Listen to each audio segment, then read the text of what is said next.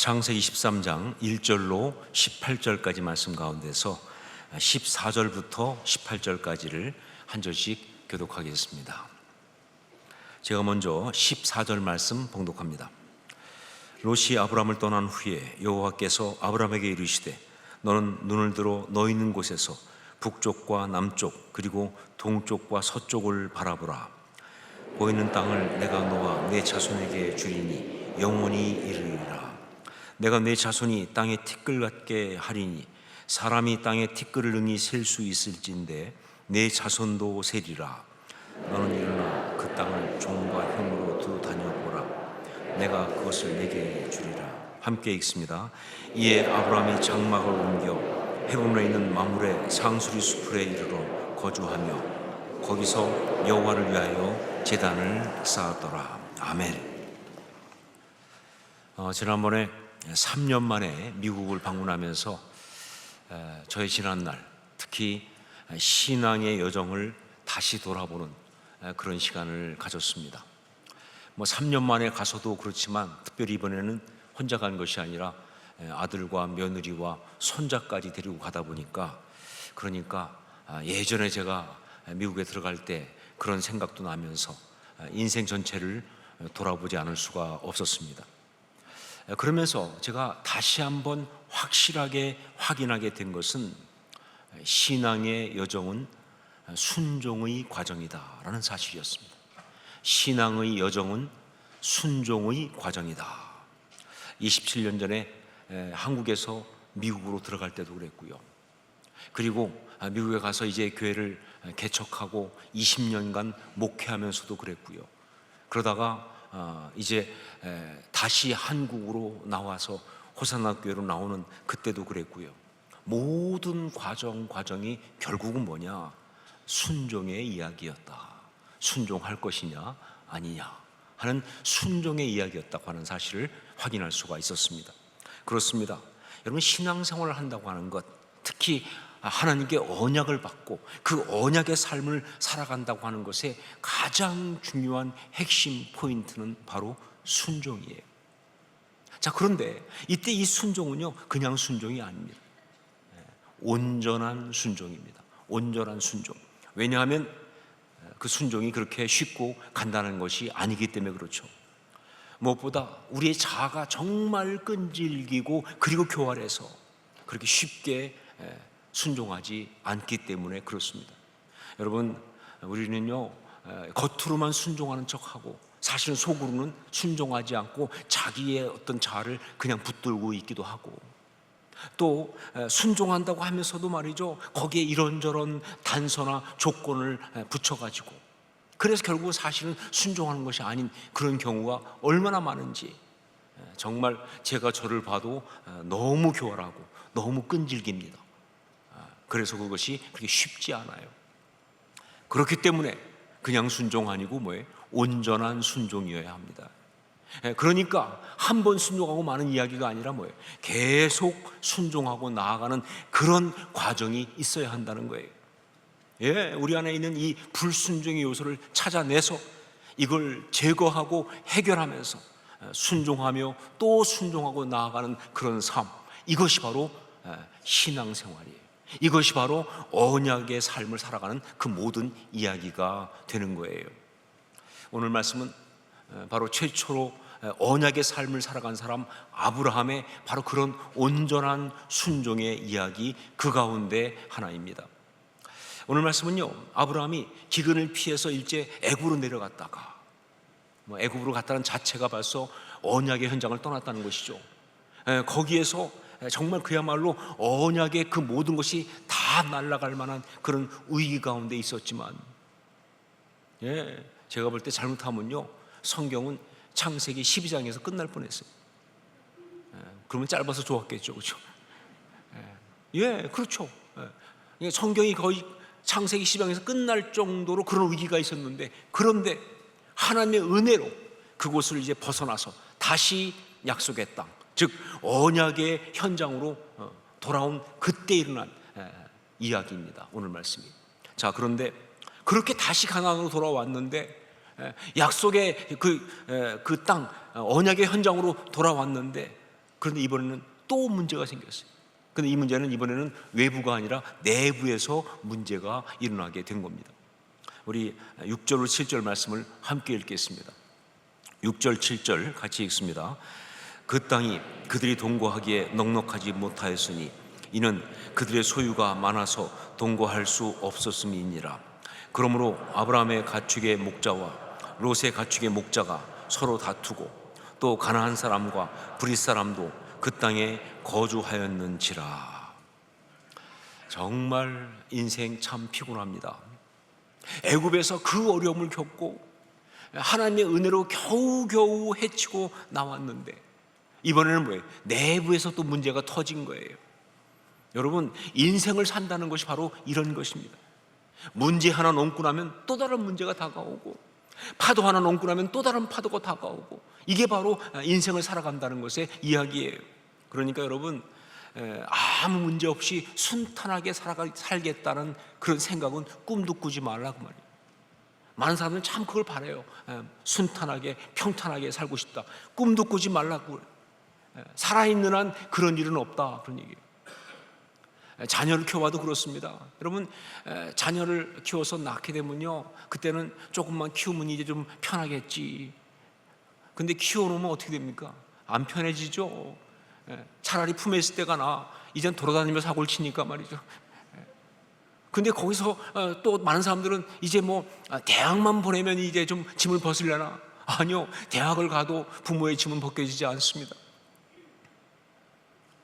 많은 사람들이 뭐 저도 그랬지만 다 그렇게 생각합니다. 자녀를 결혼만 시키면 그러면 이제 짐을 벗는다. 아니요, 체험자로 말하는데 안 벗어집니다. 기도는 끝없이 계속될 수밖에 없어요. 그게 자녀를 키우는 거예요. 살아있는 한 자녀를 향한 부모의 기도에 그 짐은 절대로 벗을 수 없다. 그게 바로 인생이에요. 인생은 바로 이런 거예요. 더군다나 우리가 언약의 삶을 산다고 한다면요, 끝없이 우리를 괴롭히는 그 문제와 직면하지 않을 수가 없는 거예요. 그러니까 이렇게 말할 수 있습니다. 신앙은 문제가 없는 삶이 아니라 그것을 해결하고 이기는 삶, 그것이라고. 신앙은 문제가 없는 삶이 아니라 그것을 해결하고 이기는 삶, 바로 그게 신앙이에요. 이걸 기억하셔야 한다는 거죠.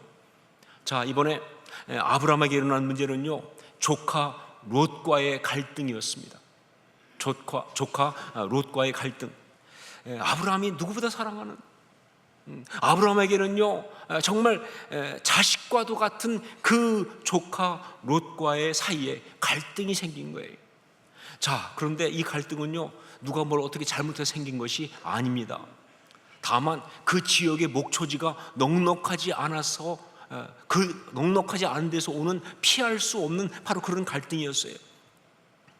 롯의 그 양을 돌보는 목자들과 그리고 아브라함의 양을 돌보는 목자들 사이에 자기 양들한테 좋은 그 풀을 먹이겠다는 그것 때문에 충돌이 일어난 거예요. 근데 여러분, 이런 사람들의 이 충돌은 이건 막을 수가 없어요. 한국 같은 경우는 농사 짓는 사람 보면요, 농사 지을 때 보면요, 물불을 가리지 않습니다. 그래서 이런 일이 있죠. 논에 물을 대는데, 그런데 위에서 물을 대는데 오늘 가보니까 누가 이 물 대는 그 둑을 터가지고 밑으로 그 물이 흘러가게 만든 거예요. 봤더니 작은 아버지예요. 근데 작은 아버지를 할지라도 뭐예요? 그 순간 그 작은 아버지를 논바닥에다가 메어 꽂는 것이 그게 농부예요. 물 대는 거라면 양보가 없어요. 나중에 추수할 때 가서 싹싹 비는 한이 있다 할지라도 말이죠. 똑같아요. 이 목자들은요, 양한테 좋은 풀을 먹이겠다는 이거는요, 물불을 가리지 않습니다. 그러다 보니까 서로 싸울 수밖에. 이게 부족하니까 말이죠. 그런데 이런 갈등이 결국 뭐예요? 롯과 아브라함 사이의 갈등으로 비화가 된 거예요. 자, 그래서 이 갈등이 정말 어려운 겁니다. 우선 갈등에서는 안 되는 관계 속에 갈등이 일어났으니까 이게 어려운 것이고, 그리고 또한 뭐예요? 해결할 수 없는 이유로 갈등이 생겼으니 이게 어려운 거예요. 정말 어려운 문제가 되었다 하는 것이죠. 자, 그런데 말씀을 보니까 이 갈등을 해결하는 아브라함의 처방이 그야말로 전격적이고 아주 놀랍습니다. 너무나 전격적이에요. 너무나 놀라워요. 우리 8절로 9절 말씀을 함께 읽겠습니다. 8절로 9절 같이 읽습니다. 아브라함이 롯에게 이르되 우리는 한 친족이라 나나 너나 내 목자나 내 목자나 서로 다투게 하지 말자. 내 앞에 온 땅이 있지 아니하냐. 나를 떠나가라. 내가 좌하면 나는 우하고 내가 우하면 나는 좌하리라. 나를 떠나가라. 아니 어떻게 이렇게 극단적인 전격적인 그런 처방을 내릴 수가 있을까 하는 거죠. 여러분, 관계의 갈등은요 서로 갈라서고 헤어지는 것이 절대로 답이 될 수가 없습니다. 만약에 그 갈등을 해결하기 위해서 갈라지는 것, 헤어지는 것을 갖다가 선택했다고 한다면요, 그건 해결한 것이 아니라 그 갈등에게 당한 것입니다. 그 갈등에 의해서 결국은 끝까지 간 거예요. 그건요, 그게 헤어지는 거죠. 그렇죠? 더군다나 롯이 누구입니까? 갈대아 우르에서부터 하란을 거쳐 이 땅에 올 때까지 아브라함이 함께 데리고 온, 아브라함에게는요 아들과 같은 조카가 아니냐 그 말이에요. 아브라함이 롯을 얼마나 사랑하는지는요 성경에 나와 있어요. 나중에 뒤에 나오지만 롯이 왕들의 전쟁 때문에 포로가 되었을 때 그때 아브라함이 어떻게 했습니까? 집에서 길리운 자 318명 다 데리고 단까지 쫓아갑니다. 목숨 걸었다는 거예요. 조카 구하기 위해서. 그 정도로 사랑하는 조카가 롯이에요. 또 하나 나오죠 성경에. 뭐예요? 소돔과 고모라 멸망할 때 그때 아브라함이 정말 그 하나님 앞에 서서 그 소돔과 고모라를 멸망하지 않도록 의인 50이 있으면 45인이 있으면 40이 있으면 하면서 쭉 얘기할 때 그 장면 보세요. 결국 무슨 얘기입니까? 조카 롯을 좀 살려달라고 그렇게 부르짖는 거 아니에요? 그만큼 사랑하는 조카가 바로 롯이에요. 그런데 그런 조카한테 목자들이, 각자의 목자들이 그 목초지를 두고 좀 갈등했다고 그래서 떠나라 라고 말하다니, 이건 굉장히 의외다. 이건 굉장히 파격적이다. 어떻게 봐야 되느냐? 어떻게 된 것이냐? 여러분, 이것은요 절대로 감정적인 반응이 아니에요. 화나니까, 힘드니까 너 떠나, 헤어지는 게 낫겠어, 가라, 이게 아니에요. 이건 감정적인 반응이 아니라 영적인 결단이었습니다. 이게 중요해요. 영적인 결단이에요. 무슨 얘기냐? 아브라함은요 그 갈등의 문제를 보면서 영적인 어떤 깨달음을 얻었다 그 말이에요. 그가 영적으로 깨달은 것이 있는 거예요. 무슨 얘기냐? 자기가 하나님의 말씀에 온전히 순종하고 있지 못하다는 사실을 깨달은 거예요. 그렇기 때문에 영적인 깨달음이 있으니까 바로 뭐예요? 이런 결단을 내리게 되는 것이죠. 여러분 아시지만 아브라함에게 언약을 주시면서 그에게 주신 하나님 말씀이 뭡니까? 너는 너의 고향과 친척과 아버지의 집을 떠나 내가 내게 보여줄 땅으로 가라 라는 그 말씀 아니었습니까? 너의 본토와 친척과 아비 집을 떠나라고 하는 그 말씀에 따라서, 그래서 아브라함이 거길 떠난 거 아니에요. 그래서 여기 가나안까지 온 거 아니냐 그 말이에요. 자, 그런데 그렇게 떠나오면서도 아브라함은요 조카 롯을 데리고 왔어요. 그 모든 여정 동안 조카 롯을 데리고 왔어요. 고향과 친척과 아버지 집을 떠나라고 해서 떠났지만 그러나 조카 롯만큼은 데리고 온 거예요. 이유가 뭐냐? 조카 롯을 너무 사랑해서 그것도 있지만 또 하나는 뭐냐? 현실적으로 자기한테 자녀가 없잖아요. 하나님이 자녀를 주시겠다는 약속을 했지만 그러나 주시지 안 주시 누가 알아요? 그러니까 말이죠, 롯은 그가 지금 붙잡을 수 있는 자기의 상속자거든요. 현실적인 대안입니다. 그가 의지할 수 있는 어떤 의지예요. 그러니까 롯을 데리고 오는 거예요. 자, 그런데 목자들의 어떤 그런 갈등으로 인해서 그 롯과 갈등이 생기자 그 이야기 속에서 아브라함은요 바로 자기의 이 문제를 지적하시는 하나님의 음성을 들은 것입니다. 너는 내 조카 롯을 붙들고 있다. 너는 그것을 내려놓아라. 너는 내 조카 롯을 붙들고 있다. 넌 그것을 내려놓아라. 이 하나님의 음성을 들은 거예요. 그래서 그렇게 전격적으로 롯을 향해서 나를 떠나가라 라고 이야기한 거예요. 본토, 친척, 아비 집을 떠나라고 하는 그 말씀에 순종하기 위해서 말이죠. 여러분, 우리가 언약의 삶을 살아가는 신앙의 사람들로 온전한 순종을 하기 위해서는요, 바로 이런 음성을 들을 수 있어야 합니다. 이런 하나님 음성을 듣고 깨닫고 그리고 말이죠, 순종하는 이 결단이 있어야 한다 그 말이에요. 예, 우리는 너무나 교활하기 때문에, 너무나 집요하기 때문에 순종한다고 하면서도 여전히 부여잡고 고집하는 그런 것을 가지고 있어요. 그러면서도 말이죠, 자기 스스로 자기를 속여요. 이건 괜찮은 거라고, 이럴 수밖에 없다고, 사람이니까 이게 맞는 거라고, 인지상정 아니냐, 이건 나쁜 게 아니야, 이럴 수밖에 없어 등등 하면서 자기를 속이는 거예요. 자, 그런데 그런 간교한 자이기 때문에 정말 이런 상황이 있는 우리한테 하나님께서 전격적으로 말씀하신다고. 아니다, 그건 네의 고집이야, 그건 너의 죄야, 네가 붙잡고 있는 거야 라고 말씀하실 때 바로 그 음성을 들을 수 있어야 돼요. 안 그러면 우리가 깨닫지 못해요. 하나님 음성을 들어야 합니다. 그리고 거기에 순종하고 내려놓을 수 있어야 그게 바로 신앙이다 하는 것이죠. 제가 27년 전에 미국에 들어가면서 그때 저는 목회하러 간 것이 아니라 두란노 서원 미주 지부의 지부장으로 갔습니다. LA에 있는 미주 지부의 지부장으로 이제 그 미국에 들어가게 됐어요. 근데 그때 제가 그 LA 두란노 서원 담당으로 들어갈 때 그때 하영조 목사님께서 저한테 주신 지침 가운데 지침이 딱 하나 있었는데 그게 바로 뭐냐면 절대로 교회를 하지 마라 였어요. 절대 교회를 하지 마라.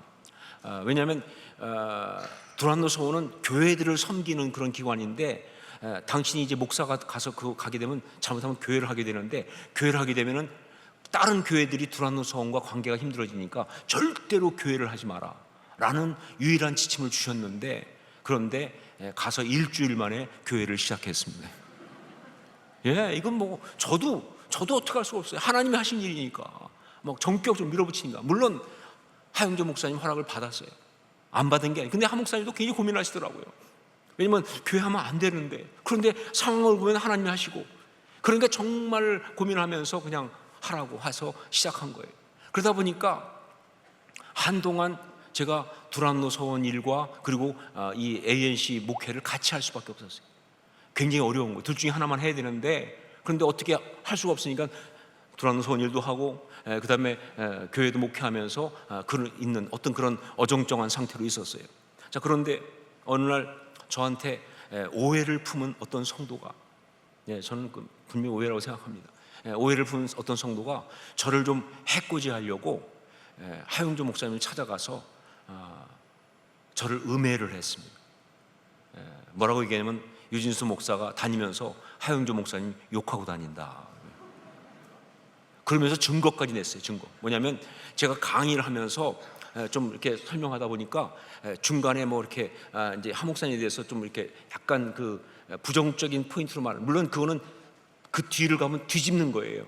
그러기 위해서 이제 했는데 앞에 거 자르고 뒤에 거 자르고 그거만 딱 갖다가 주면서 보라고, 이런 식으로 욕하고 다닌다고. 근데 그때 그 이야기에 하영조 목사님이 너무 상처를 받으셨어요. 그때 그 하 목사님은 그 한동대학교 때문에 굉장히 공격을 많이 받을 때였어요. 그러니까 마음이 많이 힘든데, 그런데 거기에다가 또 당신의 동역자로 생각하는 그런 그 목사가 자기를 욕하고 다닌다는 말을 들으니까 그냥 그 순간 너무 그냥 상처받으신 거예요. 이게 뭐 맞는지 아닌지 사실은 좀 따져봐야 된다는 걸 아시지만 하여간 상처받는 건 받는 거죠. 화가 팍 나면서 막 너무 분노하셔가지고 내가 이 인간, 이 유진수 목사 가만둘 수 없다, 손을 봐야겠다, 뭐 그렇게 막 생각하면서 막 그렇게 너무 괘씸하게 생각한 거예요.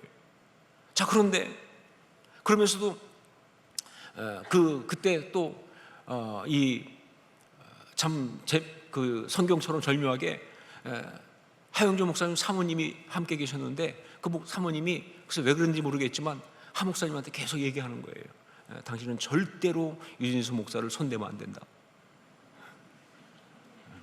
이 인간을 손봐야겠다 그러는데 사모님은 절대로 유진수 목사님을 손대면 안 된다.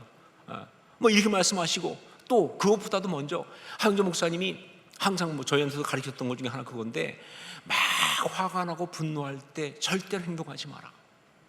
그때 행동하면 거의 100의 100은 마귀에게 넘어가니까 그때는 기도하라 라고 하신 것 때문에 본인도 뭐 사모님 이야기도 있고 또 상황을 봐도 그 얘기가 사실인지 확인도 안 됐고 그런 것도 있고 또 본인이 영적으로 깨달은 것이 있으니까 기도하기 시작한 거예요. 그래서 기도하는데 그때 성령께서 한 목사님께 말씀하시기를 유진소 목사를 놓아줘라 라고.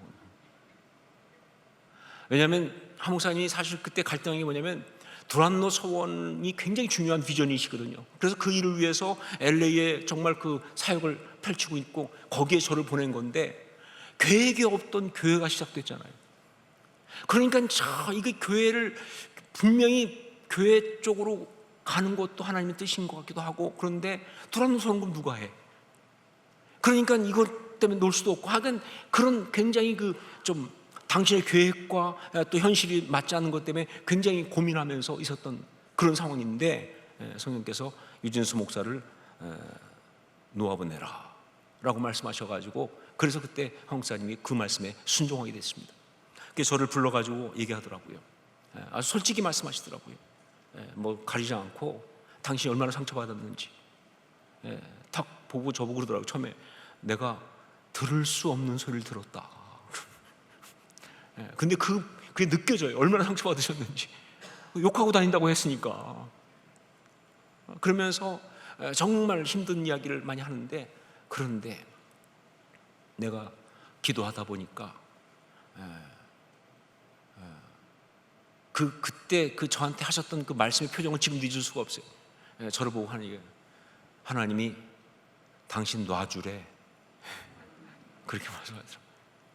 하나님이 당신 놔주래. 정말 그때 저는 너무 힘들었거든요. 그렇죠. 저도 너무 억울하고 정말 그 성도에 대해서 분하기도 하고 그런데 하지만 그때 제 마음은 너무 행복하고 감사했어요. 왜냐하면 바로 저의 멘토이신 하영조 목사님의 그 영성 때문에 하나님이 너 놔주래. 그러면서 저보고 두란노 서원을 사임하고 이제 교회를 열심히 거기에 전념하라고 보내는 그 모습, 그 과정을 제가 들어보니까 정말 하나님께 순종하는 그 어떤 모든 과정 그것이기 때문에 저에게 너무너무 아주 감동이었어요. 이게 신앙의 사람이구나. 믿음의 사람은 이렇게 결정하는구나. 이게 신앙의 사람이 해야 될 일이구나. 그러면서는 그 순간 결단했습니다. 나도 그렇게 듣겠습니다. 나도 그렇게 하나님의 음성에 순종하며 살기 원합니다. 여러분, 온전한 순종에 정말 중요한 포인트가 있다고 한다면 바로 그것은 내려놓음이라는 포인트입니다. 온전한 순종을 위해서 우리한테 정말 중요한 포인트가 있다고 한다면 그것은 바로 내려놓음이라고 하는 그 포인트예요. 왜냐하면요, 우리 인간은 모두가 다 무엇인가에 집착하고 있기 때문에 그래요. 그걸 붙들고 살아가는 그런 존재들이기 때문에 그래요. 여러분, 이 집착이라는 것 굉장히 중요한 포인트인데 그 집착이라는 것이 왜 우리한테 있느냐? 결국 두 가지의 상처 때문에 옵니다. 하나는 뭐냐? 굶주림이라는 상처입니다. 굶주림. 우리가 이 내면에 어떤 그런 굶주림이 있잖아요. 사랑을 받지 못한 그것 때문에 우리 사랑의 탱크가 비어버린 굶주림은요, 배고픔은요 뭘 먹어야 되는 거 아니에요. 정 만족이 안 되니까 만족하고 싶어 할 거 아니에요. 그래서 막 갈망을 하는 거예요. 그런데 그러다가 어떤 것을 통해서 정말 그 굶주림이 좀 채워지는 어떤 그런 갈망, 어떤 그런 이 만족이 좀 채워지는 그런 체험을 하는 순간 그 너무너무 그것을 갖다가 우리가 이제 갈망하기 시작합니다.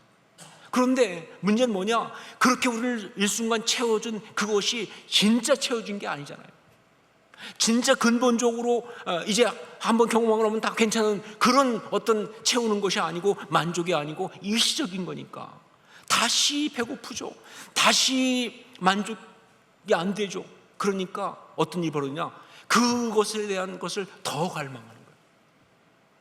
그런 경험이 있던 그거를 더 원하는 거예요. 더 갈망하는 것 속에서 나타나는 일이 뭐냐? 그게 집착이에요. 이것이 나를 채워준다고 생각하니까, 이것이 나를 만족시켜준다고 생각하니까 그렇게 집착하는 거예요. 결국은 이 집착은 뭐냐? 채움받기 위한 집착이에요. 만족을 얻기 위한 집착입니다.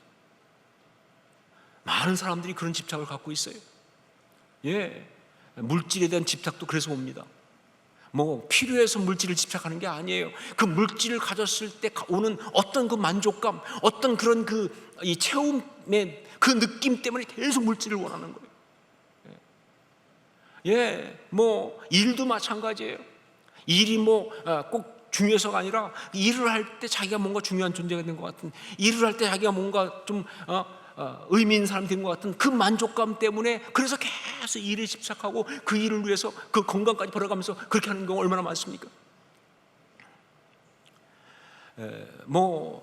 오락이라든가 이것은 뭐 말할 필요가 없고요. 제가 볼 때 특히 대한민국 지금 이거 문제가 심각해요. 전 국민의 오락 중독 현상이 있어요. 무슨 게임들을 특히 젊은 세대들이 얼마나 좋아하는지 막 그냥 이 스마트폰 가지고 그냥 게임에 빠져가지고 막 전부 다. 근데 그 게임 하는 순간 뭐예요? 순간적으로 체험받잖아요. 게임을 해나가면 순간적인 만족이 오잖아요. 그러니까 그게 된 줄 알고 하는데 끝나고 나면 더 허무하잖아요. 그러니까 또 하는 거예요. 점점 그것에 매달릴 수밖에 없는 그런 것들. 사람에 대한 것도 마찬가지입니다. 사람에 대해서 건강하게 관계를 맺어야 되는데 그게 아니라 어떤 사람이 나를 만족시킬 것 같으니까, 어떤 사람이 내 내면을 채워줄 것 같으니까 그 사람한테 그냥 자꾸 집착을 하는 거예요. 그런데 세상에 그런 사람은 없어요. 그러니까 결국 뭐예요? 오히려 그것은 관계까지 망가뜨리고 마는 거예요. 이런 집착들이 굉장히 많습니다. 자, 두 번째, 또 하나 어떤 상처에서 오느냐? 이 집착이 두려움이라는 상처입니다. 두려움이라는 상처. 삶의 안정감이 크게 흔들리는 그런 이 불안과 두려움에 잡혀 있는 경우에 무너지지 않기 위해서 나름 이것만 있으면 안전할 거야 라고 생각하는 그것에 대한 집착이 있게 돼요. 이것만 있으면 안 무너져, 이것만 있으면 내가 무너지지 않고 버틸 수 있어 라고 하는 어떤 집착이 있다 그 말입니다. 그런데 여러분 아시죠? 그게 결국 나를 지켜주느냐? 못 지켜줘요. 그런데도 불구하고 그걸 집착하고 있으니 얼마나 안타깝습니까? 그 중에 하나가 뭐예요? 건강에 대한 집착이죠. 왜 이렇게 사람들이 건강에 집착을 하느냐? 내가 건강을 관리만 잘하면 그러면 나는 내 삶이 무너질 때 지킬 수 있을 거라고 생각하는데 아니요, 그렇게 안 됩니다. 그리고 물질도 마찬가지죠. 이것 또한 정말 내 삶이 무너질 때 이 물질이 나를 지켜줄 것이다. 하여간 그래서 하여간 그 물질을 붙들고 버티는 사람들이 굉장히 많은데 이것도 정말 안타까운 이야기죠. 어떤 생각도 마찬가지입니다. 이 생각, 이 어떤 그런 관점, 그러니까 이게 나를 지킨다고 하니까 이걸 갖다가 흔들면 그러면 안 되니까 막 상대를 공격하면서 이걸 주장하면서 그러면서 버티고 있는 그런 어떤 생각들이 다 그런 것들이죠. 무엇보다 사람과의 관계도 그렇습니다. 사람과의 관계를 또한 어떤 그런 자기의 어떤 이 두려움, 이 안전을 흔드는 것과 연관시켜 놓다 보니까 그 관계가 정말 힘들어요. 이 관계가 좀 흔들리면 삶이 같이 흔들린다고 생각하니까 관계가 너무 힘든 거예요.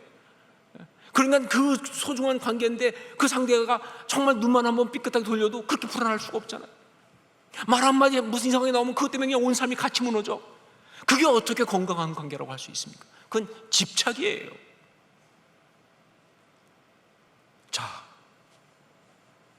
여러분 들으시면서 어떻게 생각하십니까? 다 이거 우리 얘기 아닙니까? 여기서 예가 누가 있어요? 모든 사람은 다 집착이 있어요. 무슨 정신적으로 좀 이상한 사람만 있는 게 아니라 모든 사람은 크든 작든 다 집착을 가지고 있다 그 말입니다. 그렇기 때문에 여러분 이 집착의 문제를 잘 다뤄야 되는데 건강한 내면을 위해서도 이 집착을 잘 다뤄야 되지만 특별히 영적인 삶을 위해서는요 이 집착을 잘 다뤄야 합니다. 정말 영적인 삶을 위해서 이 집착을 잘 털어야 하는 이유가 뭐냐? 왜냐하면요, 이 집착이 때로 불순종이기 때문에 그래요. 집착인데 이게 때로 불순종이, 아니 때로가 아니라 거의 대부분 불순종이 되기 때문에 그런 거예요. 하나님의 말씀에 순종하지 못하는 그 어떤 내가 붙들고 있는 것이 된다, 그 말입니다. 그러니까 여러분, 하나님께서 말씀하시면요, 그게 무엇이든지 간에 집착하고 있는 것을 내려놓아야 합니다. 그게 신앙이에요. 내가 너무 사랑하는 것, 그런 하나님께서 그 집착이야 그러면 내려놔야 되는 거예요. 내려놔라 그러면 내려놔야 되는 거예요. 내가 너무 의지하고 있는 것, 그런 하나님께서 그거 내려놔라 그러면 내려놔야 되는 거예요. 그게 바로 순종입니다. 그게 온전한 순종이에요. 바로 그래서 아브라함은 롯을 떠나보낸 것입니다. 자신이 지금 조카 롯에게 집착하고 있다는 것을 깨달았기 때문에, 하나님이 말씀하셨기 때문에, 그래서 정말 사랑하지만, 정말 의지하지만 떠나보낸 거예요.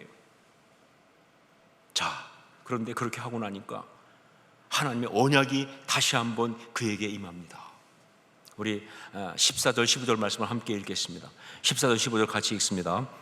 롯이 아브라함을 떠난 후에 여호와께서 아브라함에게 이르시되 너는 눈을 들어 너 있는 곳에서 북쪽과 남쪽 그리고 동쪽과 서쪽을 바라보라. 보이는 땅을 내가 너와 네 자손에게 주리니 영원히 이르리라. 롯이 아브라함을 떠난 후에, 말씀 그대로입니다.